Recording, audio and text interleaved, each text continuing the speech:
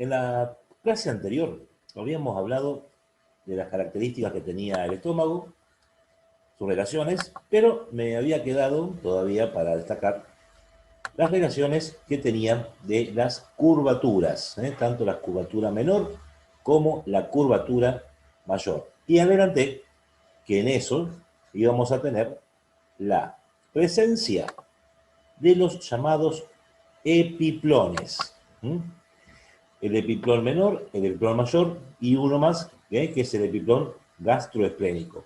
Y lo importante también de la relación de las curvaturas es que en ellas se encuentran los pedículos del estómago. Significa el conjunto de arterias, venas, nervios y linfáticos que tiene el órgano para nutrirlo y hacerle cumplir, por supuesto, su función. Veamos la primera diapositiva. Vemos la curvatura mayor en relación con dos epiplones hacia arriba y que también involucra parte de la cara posterior del estómago. Tengo la relación con el epiplón gastroesplénico, enseguida vamos a ver cómo está constituido, y como adelanté en la clase anterior, el resto de esta curvatura mayor, por dos hojas que descendían y que a una altura variable se reflejaban sobre sí mismas y se adherían al colon y mesocolon transverso, tenemos el epiplón mayor también llamado gastrocólico. De manera entonces que la curvatura mayor, en cuanto a relación con epiplones, hacia arriba es con el epiplón gastroesplénico y hacia abajo con el epiplón mayor o gastrocólico. Entre las hojas del epiplón gastroesplénico vamos a tener un pedículo llamado pedículo de los vasos cortos, que ya lo vamos a estudiar, y a nivel del resto de la curvatura mayor, entre las hojas del epiplón mayor, el pedículo de la curvatura mayor. Y en la curvatura menor vamos a tener el epiplón menor o gastrohepático, debido a que se une con el hígado. Y acá hay un detalle de jerarquía, porque si bien gastrohepático significa gastroestómago, hepático, hígado, este epiplón une además de estómago con hígado al esófago, como vemos hacia arriba, y la parte proximal, o el segmento proximal, de la cara superior de la primera porción del duodeno. Este epiplón consta de dos hojas, una anterior, una posterior y 4 bordes, pero que no es lo que uno imagina, ya que si siguen el cursor, les muestro acá, hay un borde que corresponde al borde derecho del esófago, a la curvatura menor del estómago y a la cara superior de la primera porción del duodeno, que se llama borde gastroduodenal. Este es uno, que tiene como la forma de una letra J. El segundo borde que mencionamos es donde la hoja anterior y la hoja posterior se continúan entre sí, ya que la anterior se va hacia la derecha y vuelve sobre sí misma por detrás como hoja posterior cuando abraza el pedículo hepático, que ya lo vamos a estudiar. Ahí se forma lo que se denomina un borde libre. Como en este esquema está retirado el hígado, cuando estas dos hojas llegan a la cara inferior del hígado, llegan a lo que se denomina el hilio del hígado, que es un surco transversal, que es por donde ingresan los elementos del pedículo hepático, y donde en cada borde de ese surco se fijan ambas hojas y se continúan con el peritoneo hepático, y ese es el borde hepático. Y bien, vecino al esófago hay un pequeño segmento llamado borde diafragmático, ya que este epiplón se adhiere al diafragma. Lo importante de esto es que por el borde diafragmático va a ingresar parte de lo que es el pedículo de la curvatura menor, mientras que por el borde libre, envuelto por las hojas del peritoneo de este epiplón, tenemos el pedículo hepático que también participa en la formación de ese pedículo de la curvatura menor. Por lo tanto, la relación de la curvatura menor del estómago con el epiplón menor es además con el pedículo de la curvatura menor. En este corte, que es un corte horizontal visto de arriba, vemos el estómago, la porción vertical, vemos hacia atrás y hacia afuera, a la izquierda, el vaso. Detrás del estómago, separado por la trascavidad de los epiplones que nombramos la vez pasada, se encuentra la cara anterior de cuerpo y cola de páncreas y también la cara anterior de este que es el riñón izquierdo. Acá podemos ver entonces que el peritoneo, a nivel de la curvatura mayor y de la cara posterior del estómago, se desprenden dos hojas, una externa, una interna, destinadas al vaso, que va a tener un pequeño surco llamado ilio del vaso. Lo característico de esto es que este epiplón, que es el gastroesplénico, se continúa en el ilio del vaso con otro epiplón, que es el epiplón pancreático esplénico, que une la cola del páncreas con el ilio del vaso. Lo destaco este esquema porque si bien es una relación el epiplón pancreático esplénico, entre las hojas del epiplón vamos a encontrar el pedículo esplénico, arterias, venas, nervios linfáticos, del que van a salir inclusive los vasos hacia la curvatura mayor del estómago y hacia la tuberosidad mayor. O sea que tiene una relación muy directa la irrigación del estómago con este epiplón pancreático esplénico. Entonces, considerando para los pedículos, arterias, venas, nervios y linfáticos, vamos a ver que nombré que existen 3 pedículos para el estómago. El pedículo de la curvatura menor, el pedículo de la curvatura mayor y el pedículo de los vasos cortos. Acá está, como en el aire, aunque esto va a estar sobre el borde superior del cuerpo del páncreas, una arteria, que es colateral de la aorta abdominal, que se llama tronco celíaco, que se divide en 3 ramas, o a veces 2, cuando esta primera que voy a señalar, que está en azul, ¿sí?, en la coronaria estomáquica o gástrica izquierda, a veces nace como colateral y a veces como terminal. Pero en definitiva podemos tomarla como el tronco celíaco se divide en 3 ramas. Hacia arriba la coronaria estomáquica, hacia la derecha la arteria hepática y hacia la izquierda la arteria esplénica. La arteria coronaria estomáquica asciende detrás del peritoneo y luego hace un callado, hace una especie de curvatura que lo hace penetrando por ese que era, dijimos, el borde diafragmático del epiplón menor y se adosa a la curvatura menor. En la curvatura menor, la arteria coronaria estomáquica se divide en 2 ramas. Una que está en línea continua, que es la rama anterior, y otra que es la rama posterior. Ya veremos qué es lo que hace. Y en el trayecto, lo que hace es emitir 2 colaterales importantes. Una arteria llamada cardioesofágica, que irriga la zona del cardias y da una de las arterias esofágicas inferiores, y otra ramita que da el nombre de arteria tuberosa anterior, ya que se distribuye por la cara anterior de la tuberosidad mayor. Por otro lado, la rama terminal derecha del tronco celíaco es la arteria hepática, que luego de ir hacia la derecha, al llegar a la cara posterior de la primera porción del duodeno, hace un ángulo recto y empieza a ascender ya por el borde libre, formando parte de ese que es el pedículo hepático.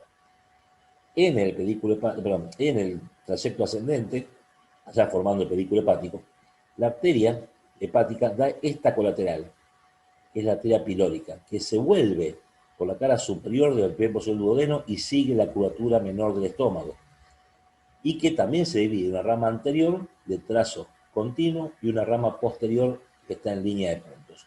Como ven acá, la azul, que es la coronaria estomáquica, la verde, que es la hepática, se anastomosan, se unen entre sí en la curvatura menor, las ramas anteriores entre sí y posteriores entre sí, constituyendo de esta manera el pedículo de la curvatura menor.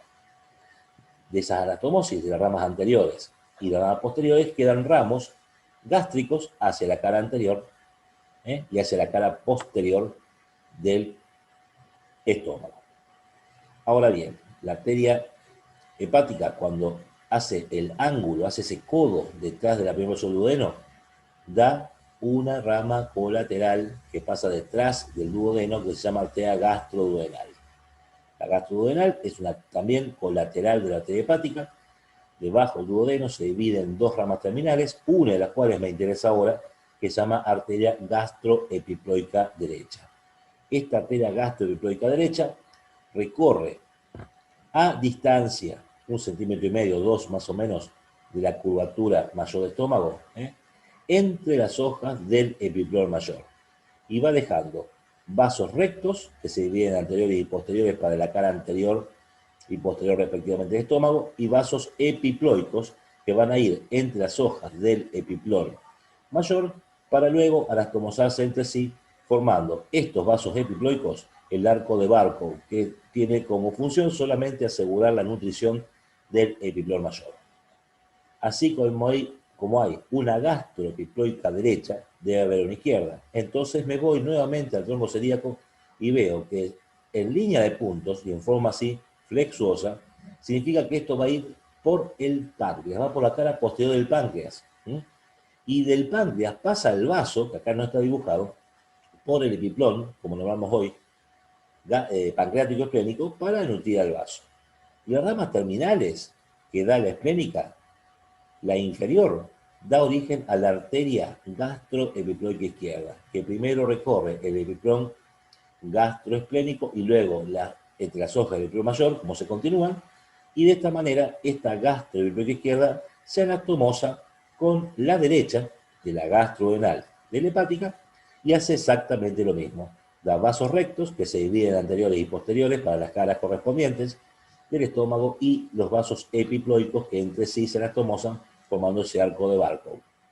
De manera entonces que en este momento puedo decir que el pedículo de la curvatura mayor está formado por las arterias gastroepiploicas derecha e izquierda, la derecha de la gastrodenal de la hepática, la izquierda de la esplénica, y que de este pedículo parten vasos rectos hacia el estómago. Los vasos epiploicos no son parte del pedículo del estómago, sino que son los del pedículo del epiplón mayor. Y, por último, como habíamos dicho que la arteria esplénica se dividía cerca del vaso en sus ramas terminales, la rama terminal superior dan un conjunto de vasos que son propios, son vasos cortos, ¿sí?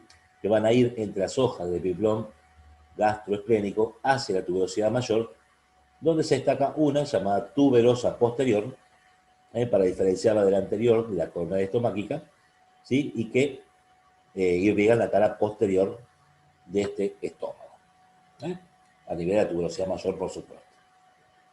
Entonces, estas son las arterias. Las venas vamos a ver que acompañan, o en buena parte, pero las venas acompañan a las arterias, en buena parte, van a ir a ser tributarias del sistema de la vena porta, que ya vamos a ver una clase específica de vena porta.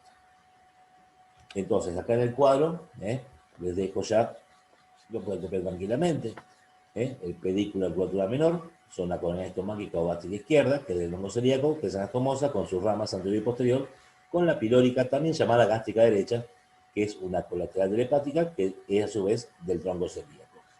El pedículo de curvatura mayor son las gastroepiploicas, la izquierda, colateral de la esplénica, que es el tronco celíaco, y la derecha, que es una terminal de la gastrodenal, que era una colateral de la arteria hepática. Y el pedículo de los vasos cortos son colaterales de la arteria esplénica, del tronco celíaco. Y como acá les digo, el tronco celíaco, repito, es una rama colateral llamada visceral, de la arteria aorta abdominal. Y las venas son tributarias del sistema de la vena porta. ¿Qué más hay en un pedículo? Hay linfáticos. Los linfáticos del estómago, antes de ver las cadenas y todo esto, vamos a ver que tienen territorio de venaje. Esto es importante para poder buscar, en el caso de la localización de un cáncer de estómago, cuál es la cadena que está afectada si empieza a recibir células cancerosas. En ese sentido, hay 3 territorios, aunque uno está subdividido, y que tienen una relación, ¿no es cierto?, con los vasos coronarios estomáquicos, hepática y esplénica. El territorio coronario estomáquico, ¿sí?, acá se lo muestro, corresponde a los 2/3 internos de la porción vertical del estómago, incluyendo al esófago abdominal, y la porción vecina de la parte superior de la porción horizontal. ¿Sí? El territorio esplénico corresponde al tercio externo de la porción vertical. Y la porción horizontal restante del territorio hepático, pero dividido en 2 territorios, un territorio superior llamado pilórico y un territorio inferior llamado gastroepiploico derecho. Así entonces decimos, una vez dividido al estómago en territorios, los capilares, o sea, los primeros vasos que empiezan a recoger la linfa, que es el líquido intersticial, son los que forman redes de origen. ¿Dónde están las redes de origen? Primero en la mucosa. Hay una segunda red de origen llamada submucosa y una tercera red de origen llamada muscular. Quiere decir que la linfa de la red mucosa va a la linfa de la red submucosa, de ahí a la muscular. De ahí salen colectores. Los colectores forman vasos y los vasos van a los ganglios. Entonces, una vez que hicimos todo eso, redes de origen, colectores y vasos, en el caso de los vasos del territorio coronario estomáquico van a una cadena de ganglios llamado cadena coronaria estomáquica que se encuentra ubicada en la curvatura menor. Se destaca un ganglio cardial o cardioesofágico en la cara anterior del cardias. Por otro lado, el territorio esplénico, que es la porción vertical, el tercio externo, los vasos van a ir a ganglios gastroepilóicos izquierdos, que esto a su vez los llevan a la llamada cadena esplénica, que son ganglios que acompañan a los vasos esplénicos. En el caso del territorio hepático, el territorio gastroepilóico derecho lo hace por ganglios linfáticos gastroepilóicos derechos que están a distancia de la curvatura mayor, ¿sí? Y un territorio pilórico que tiene dos ganglios, uno llamado subpilórico y uno llamado retropilórico, y que estos dos grupos de ganglios, los pilóricos y los gastroepilóicos derechos, drenan en la cadena hepática. La cadena hepática, la cadena coronaria estomáquica y la cadena esplénica, ¿sí?, van a terminar mandando vasos a un solo punto, que es un grupo de ganglios ubicados detrás del páncreas, en el origen de la vena porta, que es los llamados ganglios retroduodenopancreáticos, que como ahí van a ir varias cadenas, se lo llama el confluente retroduodenopancreático, pero no es un punto, sino que es un grupo de ganglios. Los ganglios que forman el confluente retroduodenopancreático reciben estas tres cadenas, otras también se las vamos a ver, y de ahí la linfa pasa a otro grupo gigante que tenemos en el abdomen llamado ganglios abdominoaórticos. De los ganglios abdominoaórticos, la linfa después sale por el conducto torácico, que como ya habíamos adelantado, y repito, y no me voy a cansar de repetir, el conducto torácico siempre termina desembocando en el confluente yúgulo subclavio izquierdo, o sea, en la unión de la vena yugular interna con la vena subclavia izquierdas, ¿sí?, donde ahí la linfa deja de ser linfa y se mezcla con la sangre venosa. Entonces, nunca hay que esperar que la linfa con células cancerosas llegue ahí, porque ya se mezcla con la sangre venosa y luego de su paso por el corazón terminan en los pulmones formando metástasis. Entonces, acá en el cuadro, para que lo tengan, el territorio coronario estomáquico, lo recibe la cadena coronaria estomáquica, representa los dos tercios internos de la porción vertical y la parte superior vecina de la porción horizontal. El esplénico, para la cadena esplénica, el tercio externo de la porción vertical, el territorio hepático, que va a la cadena hepática, son dos territorios, el pilórico, que es la parte superior de la porción horizontal del estómago, y el gastroepilóico derecho, en la parte inferior de esta porción horizontal. Las tres cadenas van a los ganglios retroduodenopancreáticos, de estos van a los ganglios abdominoaórticos y de estos al conducto torácico, que van al confluente yúgulo subclavio izquierdo. Y por último, la parte de los nervios del estómago. Por un lado, todas las arterias que nombramos recién vienen acompañadas por ramas nerviosas de un plexo llamado plexo solar, que también vamos a estudiar más adelante, que lo hacen también con el nombre de forma de plexos, ¿sí? Ustedes van a ver acá que el plexo solar origina el plexo coronario estomáquico, hepático y esplénico, ¿sí? Y estos plexos que vienen del solar vienen con las ramificaciones de las arterias a darle inervación a las paredes del estómago. Y también, en este caso, y después se va a repetir en el hígado, por eso el esquema, tengo el neumogástrico izquierdo. ¿Por qué? Porque el neumogástrico derecho, que había pasado detrás del esófago, cuando habíamos visto relaciones de ese órgano, terminaba formando parte del plexo solar, el izquierdo no.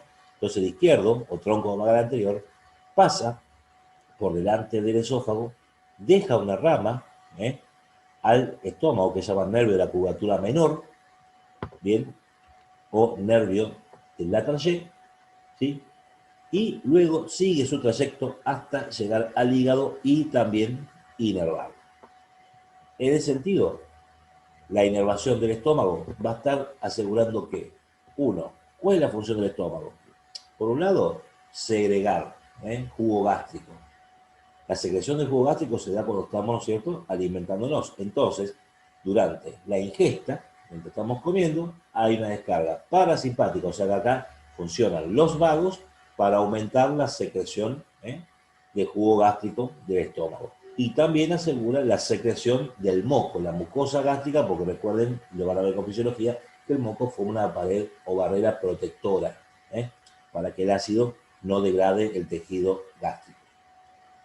Y también, como estamos en la parte de la digestión, básicamente, o sea, de digesta, también el sistema parasimpático lo que hace es estimular los movimientos del estómago, que lo van a estudiar como movimientos peristálticos y antiperistálticos, porque son el movimiento de mezcla para que el bol alimenticio se mezcle con este jugo gástrico y de esta manera se produzca el quimo. Todo eso, entonces, todo lo digestivo está asegurado por el parasimpático. ¿Qué significa entonces? Que si estamos comiendo, actúan los vagos y el sistema simpático queda inhibido. Y si no estamos comiendo, el simpático inhibe lo digestivo, o sea que te frena la secreción ácida y te frena los movimientos peristálticos. ¿Mm? Bueno, esto ha sido todo por lo que es estómago. La siguiente clase va a ser para duodeno, que también tiene sus dificultades. Nos vemos la próxima, chicos. Sigan estudiando y sigan cuidándose. Nos vemos. Chau, chau.